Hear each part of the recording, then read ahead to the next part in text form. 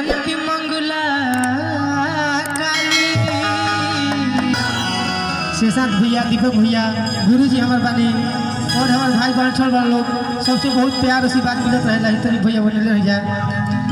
पहले हम चाहम कि आजकल के जमाने में जो होता तो ने दुल्हन सुनाल चाहे हम जिसे वो अभिषेक के शादी होके और पत्नी आयल बड़ी और बाद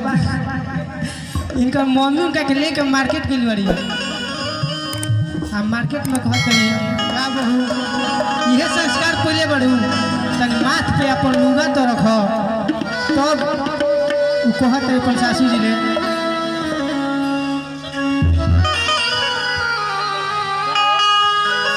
कि सबके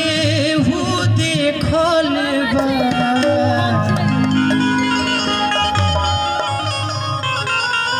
आप सब जहाँ भी प्रोग्राम करत हुई बड़ भैया धनु शाम से संपर्क करी जा कि सबके हु देखल जोरा निहार के आका हो मचली सासू साड़ी संभार के हो मचली सासू तोहनी लोग में दोनों जनी सास कतो हो जालो आवे को भैया कि सबके हु देखल बा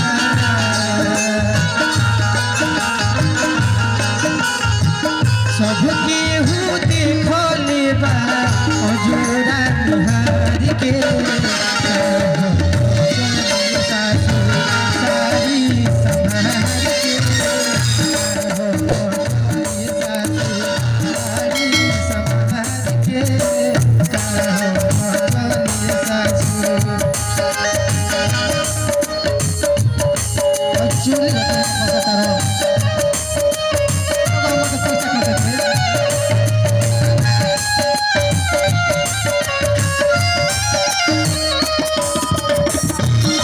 सबसे बहुत पुरस्कार हो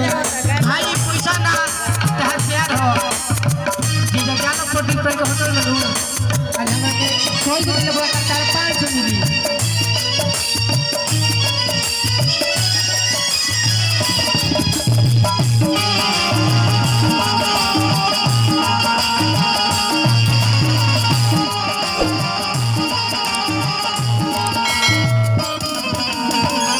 और कहतरी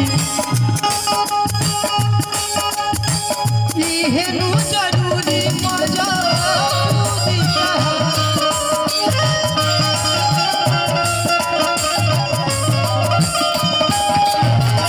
बाबूजी दुआरे